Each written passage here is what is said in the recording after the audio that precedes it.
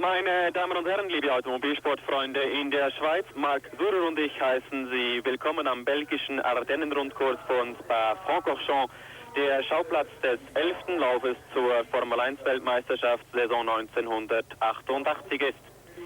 Hier in Belgien könnte heute im Kampf um den Weltmeistertitel 88 eine Vorentscheidung fallen, dann nämlich, wenn das McLaren-Duell zwischen Ayrton Senna und Alain Prost erneut wie in den letzten 3 Rennen zugunsten des Brasilianers, zugunsten von Senna ausgehen sollte. Sie kennen die Ausgangslage in der Weltmeisterschaftszwischenwertung. Senna und Prost führen mit je 66 Punkten.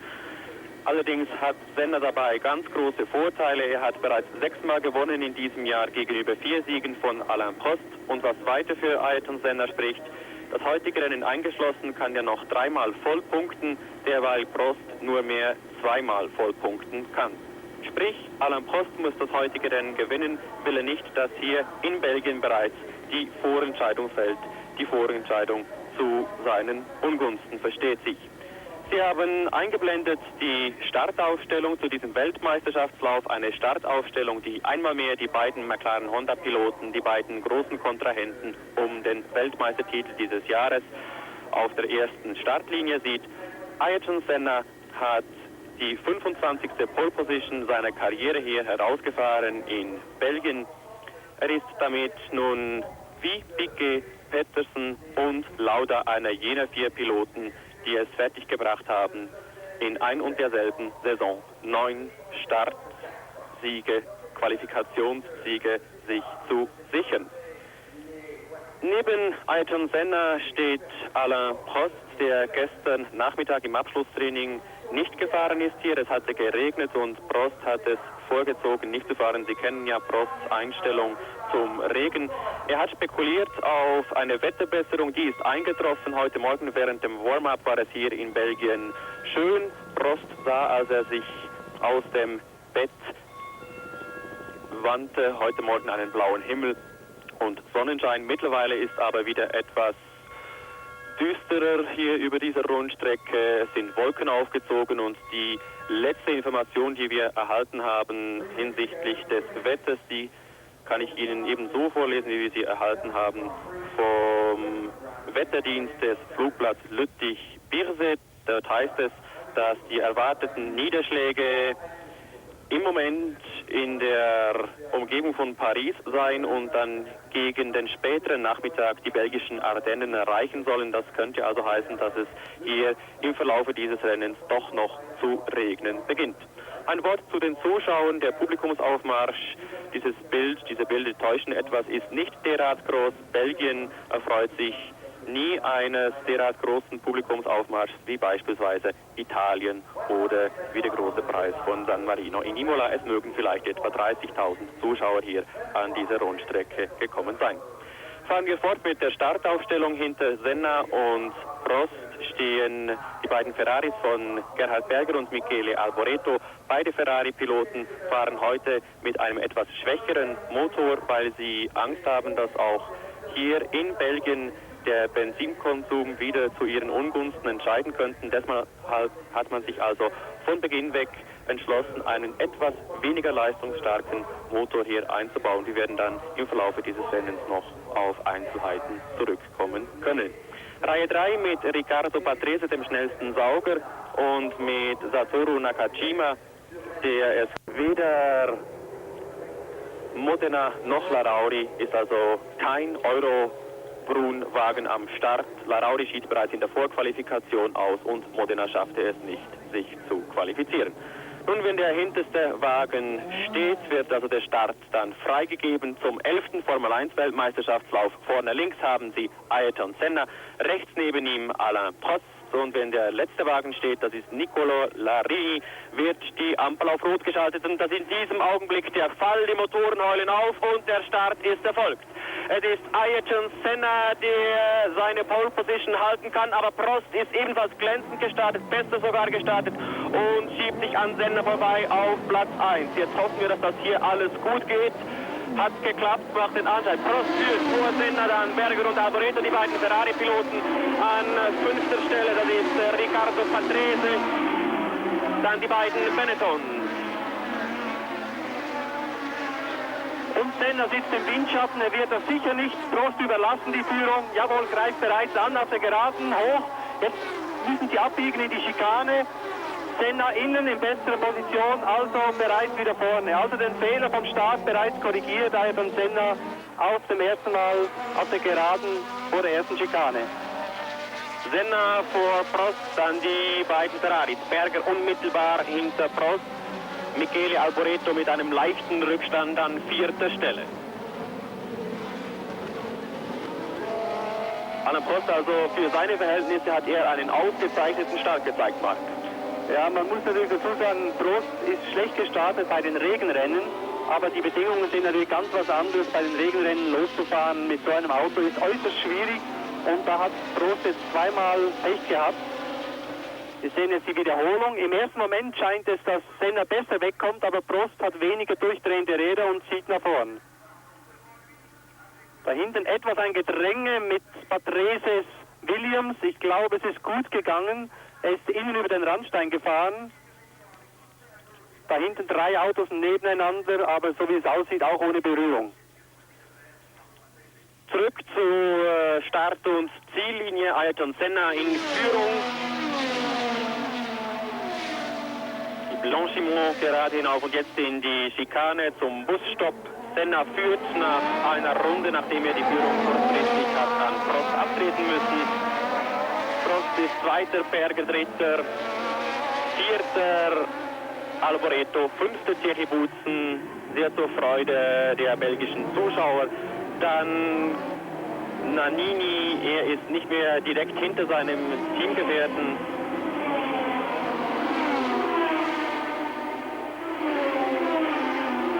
Wir werden Ihnen nun gleich das Klassement geben können.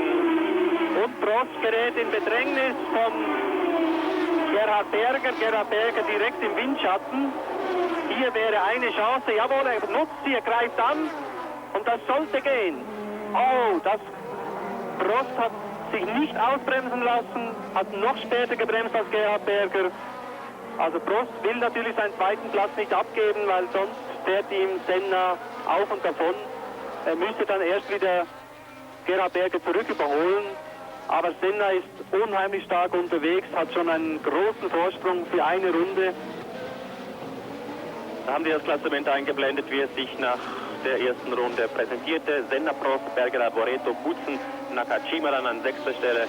7. dann Nannini, 8. Patrese, 9. Warwick und 10. Weltmeister Piquet, 11. Cheever, 12. Brundle, 13. Capelli, 14. Alio und 15. Caffi.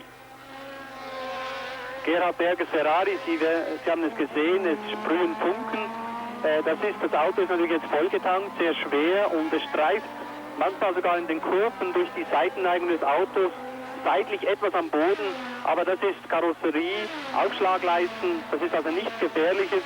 Die Autos sind halt so tief wie möglich eingestellt, dass diese Funken haben keine größere Bedeutung und eigentlich müssen sie dann im Laufe des Rennens weniger werden.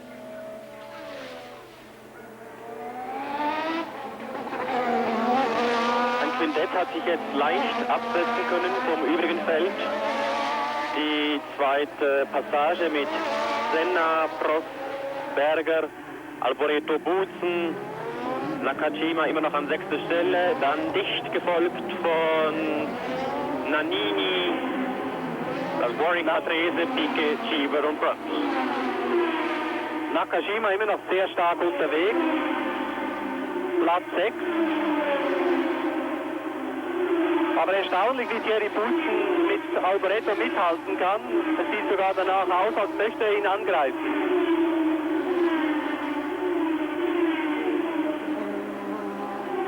Das war die Stelle, wo vorhin Gerhard Berger versucht hat, innen vorbeizugehen an einer Prost.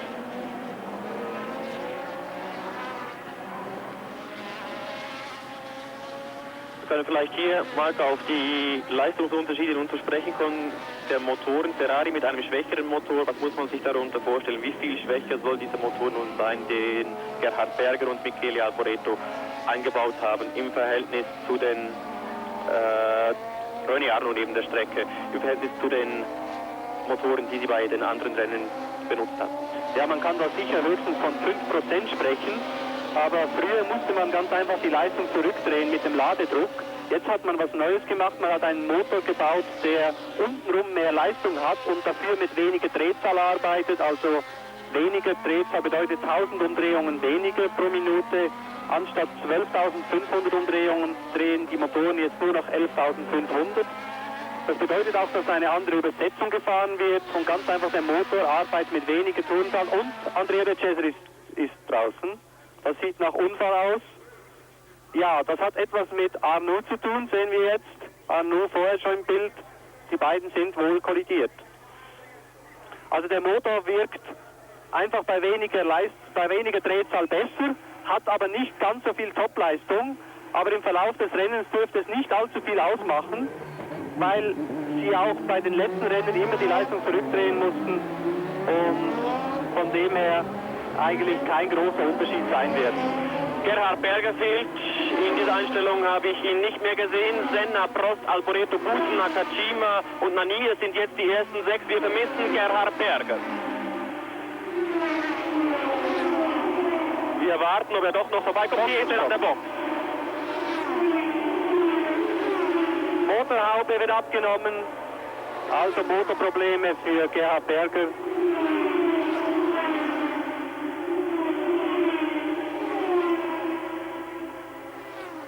Nicht sehr viel Glück für Gerhard Berger, der hier gestern in Belgien seinen 29.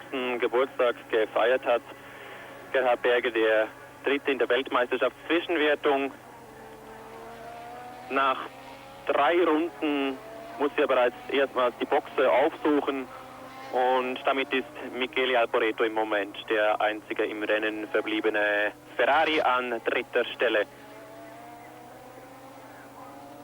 Marc Sierra hat früh bereits ein Defekt. Was kann das sein, so früh schon? Das können eigentlich nur Aussetzer sein, irgendein Problem eines losen Kabels oder so, ein Motorschaden wäre nicht so schnell gekommen. Auf jeden Fall wird Gerhard Berger nicht drin sitzen bleiben.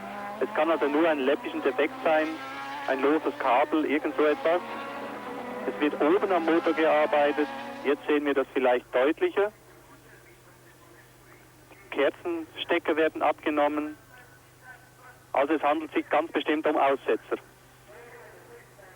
Ja, Kerzen werden gewechselt, aber das ist natürlich ein riesen Zeitverlust.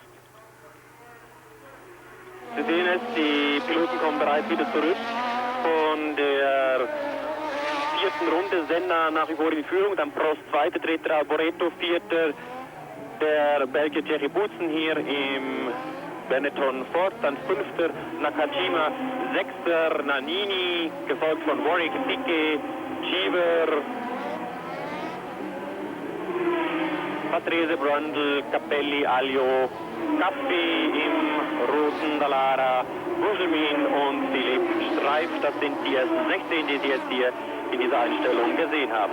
Sennas Vorsprung bereits auf über 3 Sekunden angewachsen. Und Alain Prost muss jetzt in diesem Rennen versuchen, seinen Teamgefährten wieder ein- und dann auch zu überholen, denn wenn er das nicht schafft, dann hat er doch einen bereits beträchtlichen Nachteil gegenüber dem Brasilianer im Kampf um den Weltmeistertitel dieses Jahres.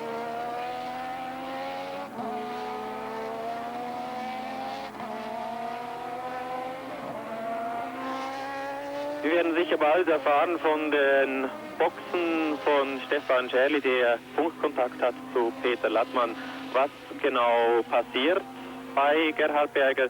Eines hat Max Surer bereits angetönt. Die Kerzen werden gewechselt. Ob das alles ist, was da im Moment defekt ist oder geändert werden muss, das werden wir in Bälde erfahren.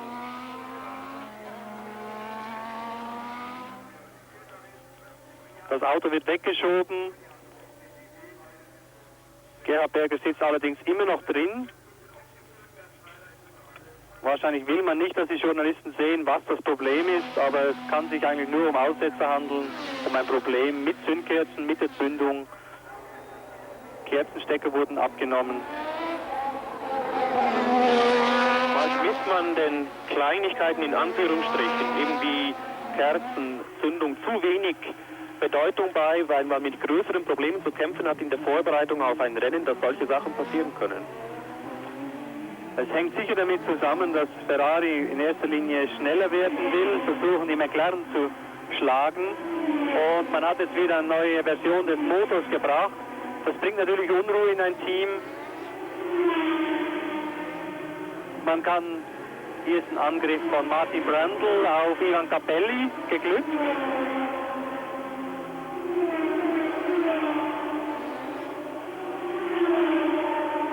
Auf jeden Fall ein Team, das natürlich dauernd umrüstet, dauernd mit anderen Motoren fährt. So ein Team ist ganz klar, die haben natürlich nicht Zeit, sich um Details zu kümmern und dann kann so etwas halt schon vorkommen. Andere hat sich abgeschossen, wie das so oft oder meistens der Fall ist nach einer solchen Situation. Zu Kollisionen ist es an diesem Wochenende vor allem am Freitag gekommen.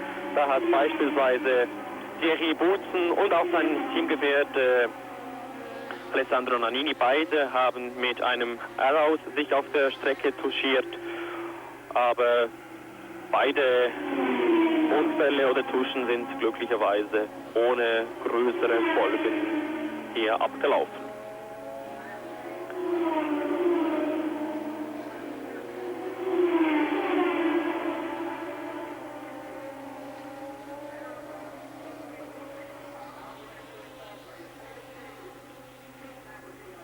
Nelson Piquet, eigentlich sollte er jetzt besonders motiviert sein, hier auf dieser Strecke heute ein gutes Rennen zu fahren, ist er doch am letzten Dienstag zum 3. Mal Vater geworden, Vater eines Sohnes. Es ist nicht ganz klar, wie dieser Sohn heißen soll. Man rätselt zwischen Laszlo und Alessandro. Alessandro wäre etwas Formel 1-konformer vielleicht. Vielleicht noch eine lustige Meldung zu Nelson Piquet. Er hat übrigens einen Hund, der Ayrton heißt. Und der, so hoffe ich, nicht allzu sehr beißt. Und der Ayrton, der Formel 1 fährt, der liegt immer noch mit gut 4 Sekunden Vorsprung auf Alain Prost in Führung.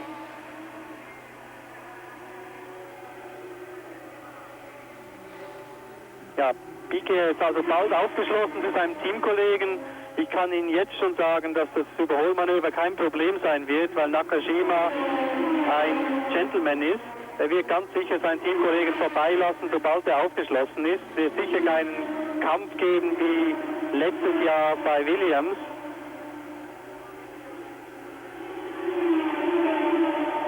Aber trotzdem schon erstaunlich, dass er sich so lange vor seinem Teamkollegen, vor seiner Nummer 1 halten konnte. Wenn Nakajima auf die nächste Saison hin nicht mehr in der Formel 1 sein sollte, dann heißt das noch lange nicht, dass nicht doch vielleicht wieder ein Japaner dabei sein kann. Derzeit wird vom Formel 3000 Piloten aus Kyoto von Aguri Suzuki gesprochen, der möglicherweise als Mitbringsel bei Zackspeed, als Mitbringsel von Yamaha bei Zackspeed landen könnte.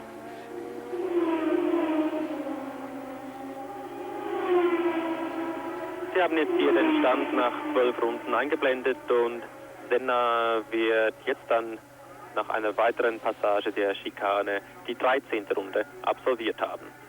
Wie gesagt, 43 Runden dauert dieses Rennen.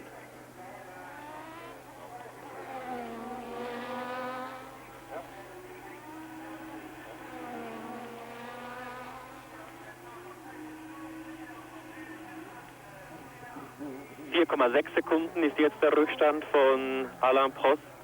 Hintereinander eigentlich kein Grund, dass Piquet nicht angreifen könnte.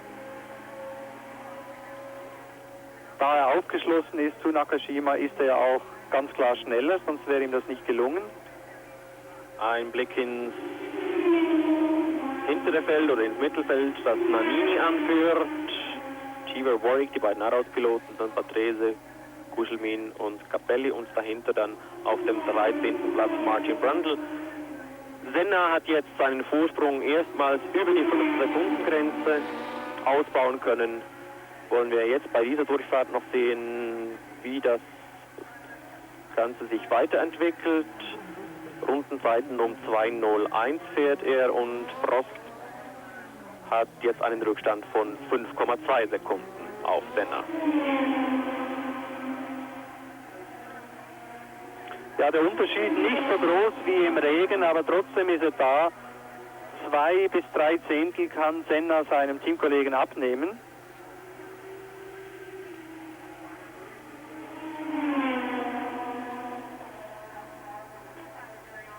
Aber trotzdem bleibt er im Rückspiegel. 5 Sekunden sind nicht so viel. Ein Fehler und er wäre wieder dran. Es ist natürlich wieder die Frage der Taktik. Schont Prost Reifen, versucht er so zu fahren, dass seine Reifen am Schluss des Rennens besser sind. Unklar ist nämlich in dem Zusammenhang, ob Reifen gewechselt werden oder nicht. Es könnte gehen mit dem Durchfahren, je nach Temperatur. Man hat sehr wenig Erfahrung, dadurch, dass es viel geregnet hat. Und das könnte doch ein großer Teil der Taktik sein von Alain Prost. Da haben wir nun wieder Nelson Piquet im Bild und Satoru Nakajima. Jetzt hat Piquet Nakajima überholt. Piquet damit auf Platz 5, Nakajima 6. Nach wie vor an 7. Stelle Alessandro Nannini im Benetton. Benetton übrigens feiert heute Geburtstag in der Formel 1. Es ist dieser 100. große Preis für dieses Team, das 1981 noch unter dem Namen Tolman damals seine Feuertaufe in Italien in der Formel 1 erlebt hatte. Einen Sieg gab es bisher für das Benetton-Team, nämlich 1986 in Mexiko durch Gerhard Berger, und auch dreimal stand ein Benetton auf der ersten Startposition, dreimal dank eines besonderen Efforts von Theo Fabi.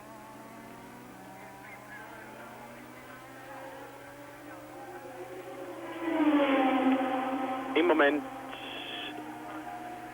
Thierry Boutsen als schnellerer der beiden Benetton-Piloten auf dem 4. und Alessandro Nannini auf dem 7. Platz. Übrigens hat die Frau von Thierry Boutsen vorhin bei einem prominenten Rennen den 2. Platz belegt. Also auch sie erfolgreich heute. Ich habe Thierry gesagt, er muss jetzt mindestens Zweiter werden, um die Hierarchie behalten zu können in der Familie. Da sagt er, das liegt eigentlich nicht drin. Drin liegt wieder mal nur ein 3. Platz hinter den McLaren. Noch aber ist da Michele Alboreto zwischen den McLarens und Thierry Boutsen. Alboreto mit einem Rückstand von jetzt 13 Sekunden auf Alain Prost, und Boutsen seinerseits liegt ebenfalls 13 Sekunden hinter Alboreto zurück. Nakajima etwas außer Rhythmus geraten. Er hat jetzt zweimal einen kleinen Fehler gemacht. Wahrscheinlich doch etwas durch den Druck von Nelson Piquet vorher etwas überfordert. Ist jetzt etwas unkonzentriert nach dem Überholmanöver.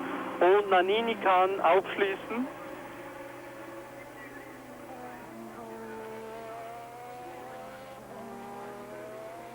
Und das ist Thierry Boutsen. 3. Platz ist möglich für ihn, sagt er.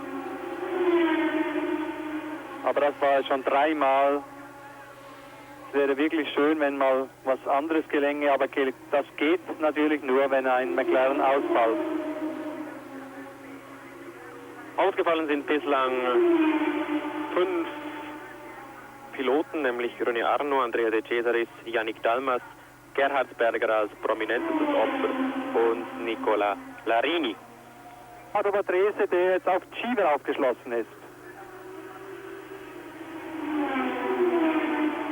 Und dahinter Ivan Capelli.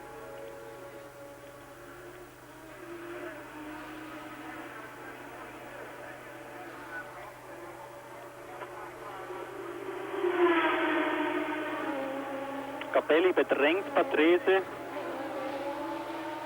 Ich habe es vorhin gesehen, ein paar Mal schon angedeutet, ich bin da, ich könnte schon angreifen. Und jetzt versucht es, das geht nicht. Oh, jetzt muss ich ja wirklich Patrese ein Kompliment machen. Er hat ihm Platz gelassen. Das hätte wirklich ins Auge gehen können. Das war ein ganz gefährliches Manöver. Nur halbe Höhe hat er geschafft. Normalerweise Ivan Capelli sehr überlegt. Sie sehen es jetzt. Er kommt nur auf halbe Höhe von Patrese. Patrese zieht rein und macht Platz, zieht nach links und lässt ihm einen Platz zum Überleben. Ganz klar, sonst wären beide geflogen, aber das war wirklich nicht sehr gut von Ivan Capelli. Das war einfach nicht weit genug vorne. Ja, der Fehler wurde offensichtlich nicht gefunden, das Auto wird weggeschoben. Sakuro Nakajima damit hat aufgegeben, nachdem er im Training hier doch recht überzeugend agiert hat und auch so lange, bis ihm dann die Defekte, die wir sicher noch genauer benennen können, bis ihn dann die Defekte zum Aufgeben gezwungen haben.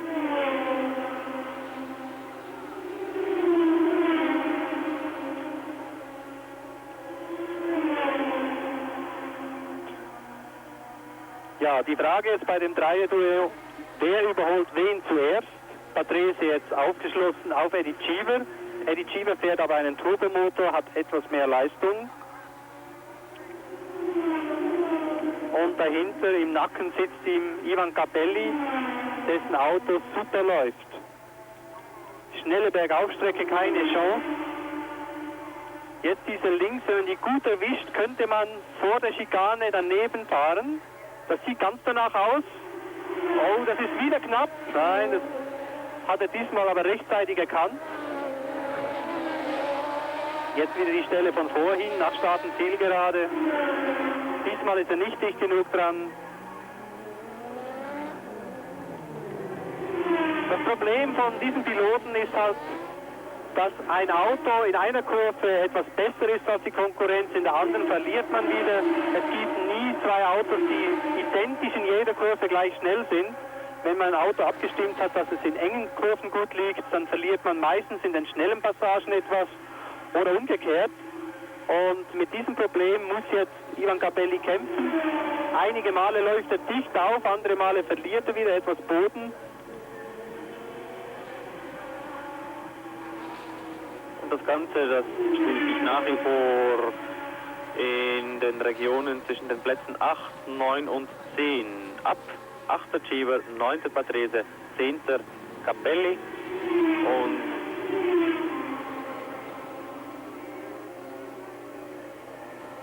immer noch in ein und derselben Runde sind im Moment 20 Piloten. Halt in dieser Kurve. Und er schafft ein super Manöver. Das war genau die Kurve, die vor einem Jahr Mansell und Senna kollidiert sind, aber mit Patrese und Capelli geht das. Zwei Italiener sind nebeneinander durch die Kurve gekommen, das ist schon ein kleines Wunder. Capelli damit 9. Patrese 10. Und ich wollte Ihnen sagen, welche Piloten bereits überrundet worden sind, nicht nur überholt. Johansson, Palmer, Schneider, Kinzani und Sartini. Wir sehen die Wiederholung. Außenrum geht Ivan Capelli, kommt etwas ins Rutschen, bleibt aber auf der Linie und die nächste Kurve geht nach links und da ist er innen und hat den Vorteil. Ja, ein schönes Manöver, ein knallharter Kampf zwischen zwei Saugmotorpiloten mit identischen Motoren. Und das ist Kinzani, der ausgefallen ist im Sackspeed. Eigentlich auch kein neues Bild. Ja, wir müssen wirklich dem Fernsehen danken, hier der Regie danken, dass sie uns diese Bilder Kampf im Mittelfeld so zeigen, weil vorne an der Spitze sind die Abstände doch so enorm, dass wirklich nicht viel passieren kann.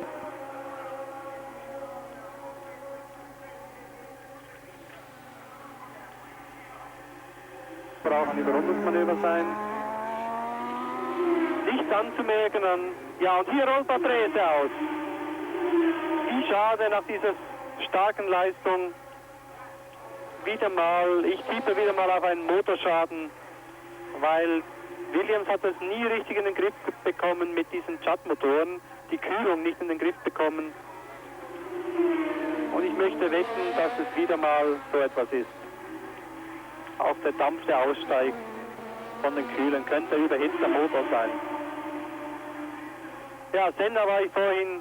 Senna hatte diese Woche einen Crash in Silverstone mit dem Saugmotor. Honda hat ja den V10 Saugmotor fertig fürs nächste Jahr.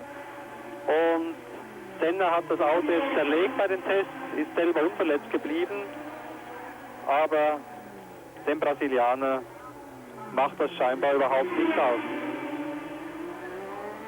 Vorsprung von Senna jetzt bereits über 17 Sekunden und wir wollen nichts verschreien, aber die Bälle schwimmen doch alle am Prost davon. Nicht nur im Kampf um den Tagessieg, sondern auch im Kampf um den Weltmeistertitel. Denn wenn Prost, den wir jetzt im Bild haben, heute nicht gewinnen kann und im Moment schaut es nicht danach aus, dann wird seine Lage doch langsam aber sicher ungemütlich, wenngleich natürlich noch 5 Läufe ausstehen. Prost wird sich jetzt dann gleich ans Überrunden von Philipp Streif machen. 2 Piloten, die in der Schweiz leben, begegnen sich jetzt hier also auf der Piste. In der 33. Runde wird nun also auch der 13. platzierte Philipp Streif überrundet. Von Senna ist er es bereits, von Prost wird er es gleich. Interessante Rundenzeiten, Prost wieder 2 Sekunden verloren auf Senna. Das kann nicht normal sein, so viel schraubt er nicht zurück, weil zum Beispiel Thierry Fuchs mit dem Saugmotor schnellere Rundenzeiten fährt jetzt im Moment als Anna Prost. Der Prost, wie Sie hier sehen, sogar Mühe hat, seinen Landsmann im AGS zu überrunden. Prost sehr langsam unterwegs, aber nichts offensichtlich am Auto, was nicht gehen kann oder will. Aber er kommt nicht mal AGS näher.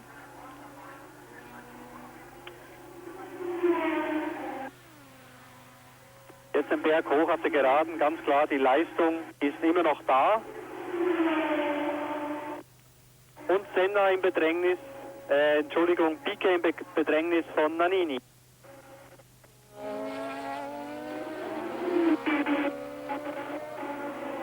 Ja, das, was sich angekündigt hat, was sich abgezeichnet hat, ist nun Tatsache geworden. Nannini wird nun versuchen, Piquet noch den 5. Platz streitig zu machen.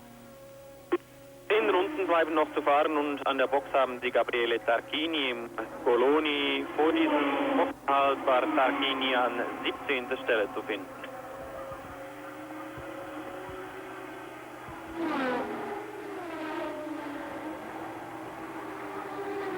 Coloni will übrigens im nächsten Jahr mit 2 Wagen in die Formel 1 kommen.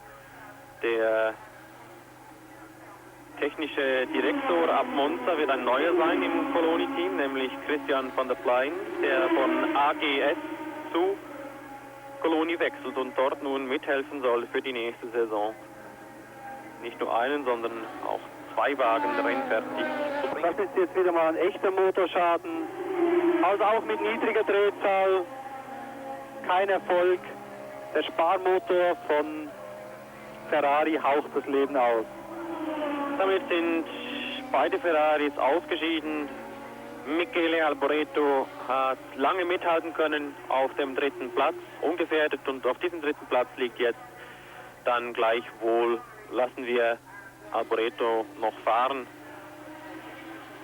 Thierry Boutsen wäre es dann, der den 3. Platz erben würde. Michele Alboreto hat in dieser Saison 2-mal einen Platz auf dem Podest sich gut schreiben lassen können, nämlich in Monaco und in Frankreich. Im letzten Jahr hat er dieses Rennen beendet auf dem 4. Platz und jetzt wird er wohl die Box aufsuchen. Sieht mir danach aus, als er noch nicht gemerkt hat, dass der Motor raucht. Die Leistung scheint noch da zu sein, er fährt nämlich voll auf Ideallinie weiter.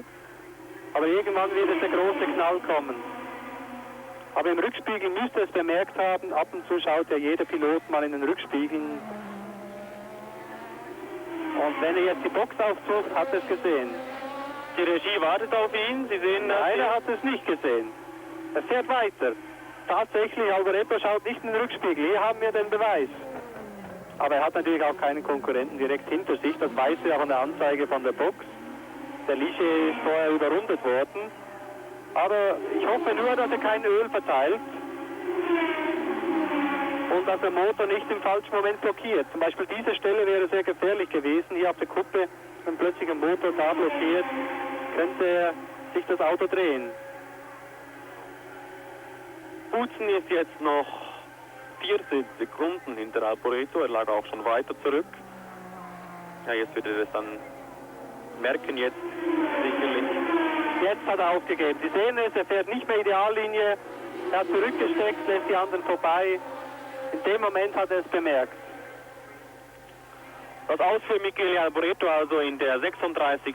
Runde. Eine Runde früher hatte sich das bereits abgezeichnet. Damit haben wir folgendes Klassement. Senna, Prost, Boutsen. Das wird wohl das Schlussklassement sein, wenn da nicht noch sehr viel passiert. Da haben Sie den neuen Dritten, Thierry Boutsen. Dann Vierter, Piquet.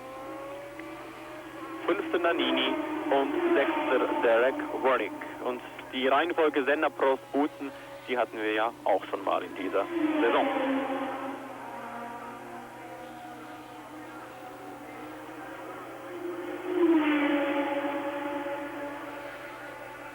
Thierry Boutsen wird damit in der Weltmeisterschaft diesen Mann hier, Michele Alboreto, überholen. Alboreto und Boutsen lagen gemeinsam an 4. Stelle in der Weltmeisterschaftszwischenwertung. Kommt Boutsen in Punkten durch, wird er den 4. Platz alleine mit.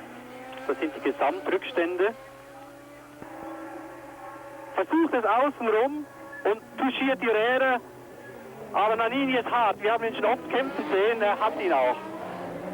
Nannini damit auf dem 4. Platz. Damit haben wir Paarbildung. Senna, Prost, die beiden McLaren-Piloten auf den Plätzen 1 und 2. Auf den Plätzen 3 und 4 die beiden Benettons von Boutsen und Nannini. Und was wäre? Und jetzt nochmal die Wiederholung. Der Fehler von der Schikane wirkt sich aus auf der Geraden, auf der Start- und Zielgeraden. Ist Piquet langsamer und Nannini geht ran, touchiert sogar seine Räder. Piquet verbremst sich und Nannini zieht ihnen vorbei. Also knallhartes Manöver von Nannini, die Italiener heute besonders stark. Capelli jetzt dahinter, das wird wohl bald wieder ein ähnliches Bild geben. Capelli ist genauso motiviert. Er wird wohl auch nicht lange warten, um da vorbeizukommen. Muss es natürlich auch irgendwo schaffen, wo Kurven sind. Die Geraden keine Chance gegen den Honda. Da unten hat es vorher gemacht mit Mansell.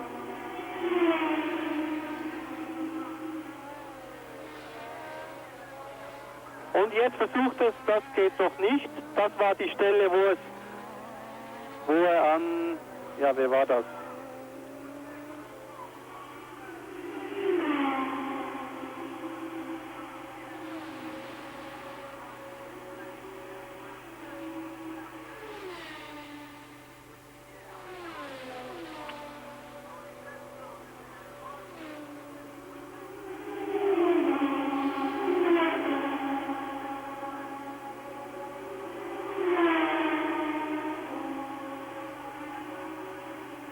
Senna jetzt beim Überrunden des Mittelfeldes.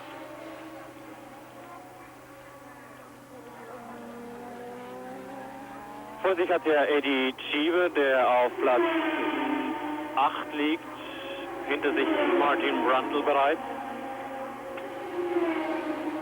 Also Gabriele Tarquini, die sei nebenbei erwähnt, im Coloni das Rennen wieder aufgenommen. Er hatte Steuerungsprobleme zu beklagen und hat nun also doch auf dem 17. Platz jetzt den großen Preis von Belgien wieder aufgenommen.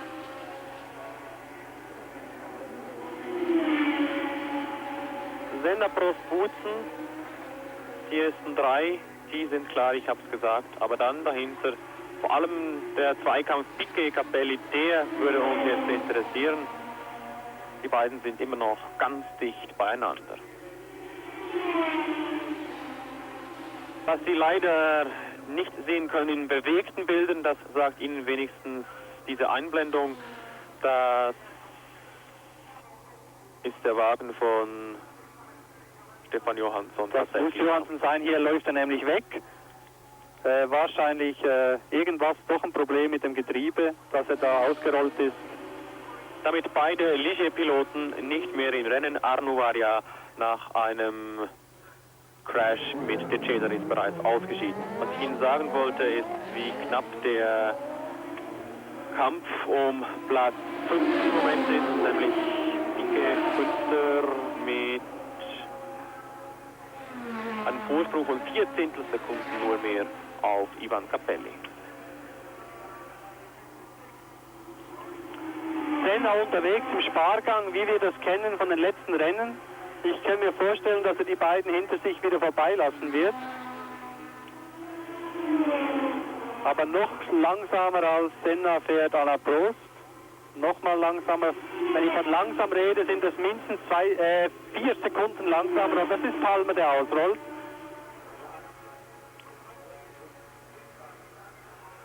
Vier Sekunden langsamer als möglich wäre, als die Zeiten vorher. Senna fährt im Moment Rundenzeiten von 2:06, Prost von 2:07, Butzen 2:04. Sie sehen also große Unterschiede im Moment, aber das ist für diese drei Piloten nicht allzu... Die letzten Punkte, Capelli also jetzt vor Piquet. Und zwar hat Capelli mittlerweile bereits eine Sekunde zwischen sich und Piquet legen können.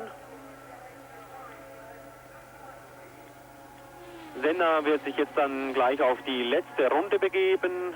Vor Prost, Butzen, Nannini, der 10 Sekunden hinter Butzen liegt.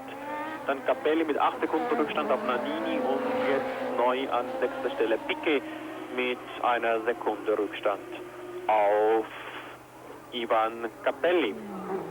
Ayrton Senna fährt also seinem 7. Saisonsieg entgegen. 6-mal hat er bereits gewonnen in Imola, in Kanada, in Detroit, in England, in Deutschland und in Ungarn und jetzt also auch noch in Belgien wie 1985. Gewinnt er also den großen Preis von Belgien auf der Ardennen-Rundstrecke hier in Spa-Francorchamps.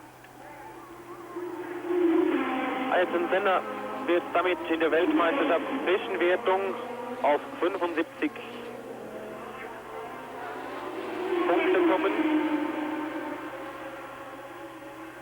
Alain Prost. Ja, beobachten Sie jetzt hinter Senna den Kampf. Das ist der Kampf um Platz 9 zwischen Cheever und Brundle. Und ich glaube, dass er noch nicht ganz entschieden ist. Senna hat sich etwas weggemacht von den beiden. Er hat es offensichtlich erkannt, dass die beiden miteinander kämpfen und dass er da nicht mit hineingezogen wird. Er fährt genauso schnell, dass er etwas Luft hat. Aber dahinter können Sie jetzt vielleicht noch beobachten, dass der Kampf um Platz 9. Weit wesentlicher aber, dass Senna zum 7. Mal gewinnt, 75 Punkte auf seinem Konto haben wird, nachdem er die Ziellinie überfahren hat. Prost kommt auf 72, wenn er das Ziel erreicht. Das sind zwar nur 3 Punkte Differenz, aber ich sage es Ihnen gerne noch einmal, das ist ein Verhältnis von 7:4 in Sachen Siegen und das spricht doch ganz dafür, dass Ayrton Senna die klar besseren Karten im Kampf um den Weltmeistertitel dieses Jahres in seinen Händen hält. Senna wird in diesem Augenblick abgewinkt und gewinnt zum 2. Mal nach 1985 in Spa-Francorchamps den Formel 1 Grand Prix. Wir warten jetzt auf den zweiten aus seinen Teamgefährten Alain Prost und die beiden McLaren-Piloten sorgen nicht nur dafür, dass auch der 11. Lauf von einem McLaren gewonnen wird in diesem Jahr, sondern sie brechen gar einen weiteren Rekord, einen Rekord, den sie selbst inne gehabt haben, nämlich den in der Konstrukteurenwertung. Das ist jetzt der Fall, da Alain Prost über die Ziellinie fährt. In der Konstrukteurenwertung liegen die McLaren jetzt mit 147 Punkten in Führung. Der alte Rekord, aufgestellt ebenfalls von McLaren aus dem Jahre 1984, der lag bei 143,5 Punkten. Und dies 5 Rennen vor Saisonschluss, das zeigt doch die eklatante Überlegenheit von McLaren. Senna, Prost auf den ersten beiden Plätzen, dann Thierry Boutsen einmal mehr auf dem 3. Platz. Thierry Boutsen, der in diesem Jahr bereits in Kanada in den USA und auch in Ungarn vor 3 Wochen aufs Podest klettern konnte, wird also auch heute wieder den Schritt aufs Treppchen tun dürfen, vor seinem Teamgefährten Alessandro Nannini, der das Ziel als Vierter erreicht, also ein